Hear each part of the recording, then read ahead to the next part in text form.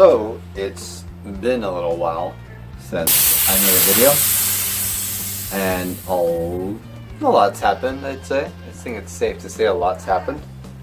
For one, the reason I stopped making videos was because I got in an accident. I got attacked by a wild box.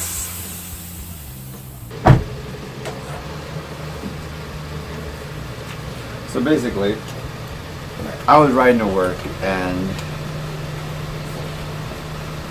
I wasn't going too fast. I was going about 20 miles an hour, slowing down a little bit, maybe around there, 15 to 20, right? And as I was on my way to work, going with traffic, everything. If you watch the video where I talk about it, watching cars, giving room, all that, I was doing everything just like I said. But again, accidents do happen. So this was one of those. This was an accident. It happened. And some guy was like a worker, and he was he's like a mover, I guess. And he threw a cardboard box towards his truck. And when he threw it, the wind took it, and it flew right into my face, and I couldn't see anything, and I ate it.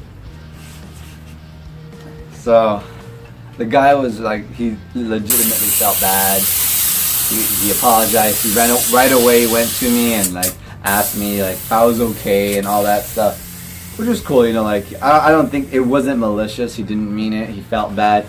You could tell right away. It was instant. He was instantly like you could see the regret. Like, oh man, I should have just put it down. And obviously, I wish he would have, because even though unintentional and not on purpose and totally an accident, still sucks crashing. And I got a pretty good bruise because of it, and I cracked my helmet because I flew over my bars, because that's kind of what happens when you can't steer and you can't see. And I'm just lucky it wasn't worse, to be honest, because I definitely didn't walk away unscathed, but I know it could have been worse. So I consider myself fortunate in that sense. So I did what I was supposed to as far as contacting the police and trying to get a report and all that jazz. And to be completely fair, I don't think that the police were very helpful, because it wasn't a car that hit me and I wasn't in the car. They were less than they weren't really happy to be. I think that'd be safe to say that their demeanor was not like happy and here to help. It was more like, he even said the words, "Well, why were you on the road?" Which I had a feeling like, uh-oh, here we go. But I just like I've said before, and we'll say again, when it comes to dealing with the police, I just continue to show them respect.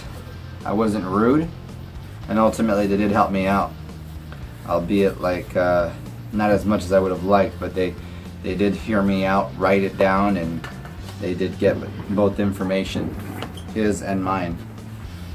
And that was kind of like the start of it. After that, I was able to call their insurance, because it was a work, you know, it was the guys working, so I called the insurance up and talked to them and let them know.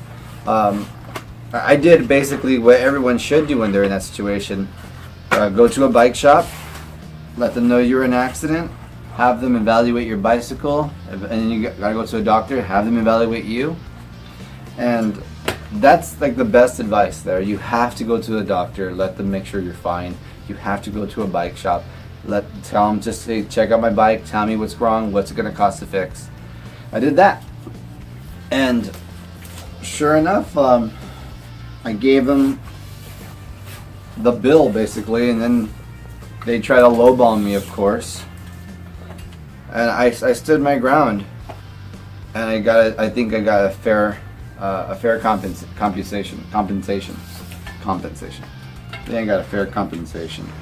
So that wouldn't have happened had I not acted quickly and took photos and went to my bike shop and been able to. And you know, one of the things that comes up a lot right now at my work is, what about eBay prices? What about this price, online prices?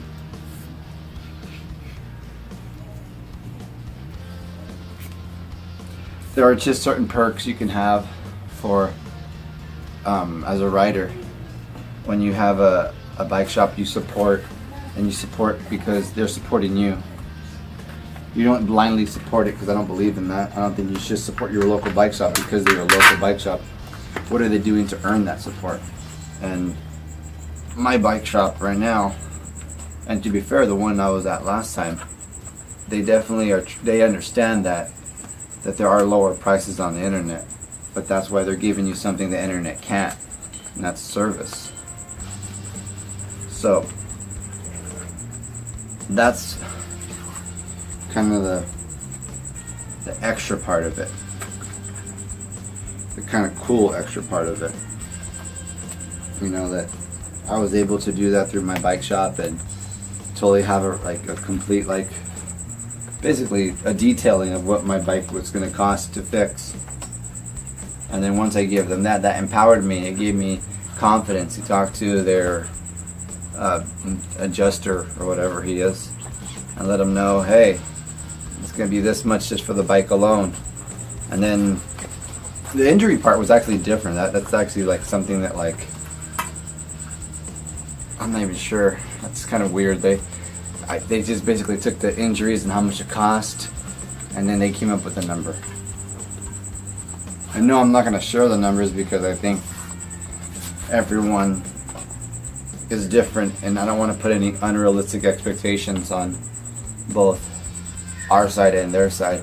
But I do think that you should demand everything you can, because the more, and my friend, coworker friend JD said this, that when the insurance companies have to pay a fair amount for injured cyclists, they're going to have to take it more serious, and they're the ones that are going to push reform in, like, bicycle and, like, advocacy. Because if they don't care and they can just fix it for $100, that's not a big issue for them. They can give that to every time someone hits a cyclist. They wouldn't care for $100. But when it's going to cost them what it costs a car or more, they're going to have to take note. And I do agree with that. I think they should take note that this is not like, that's my life. I could have fell the other way, got hit by a car. It could have been really, really serious. And I'm just very fortunate that it didn't end up that way. This is a gator skin, and they're notoriously tough to get on.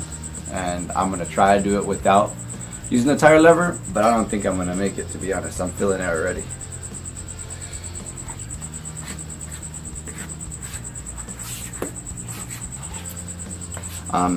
So yeah, that's kind of why I haven't been posting, because I got caught up with that.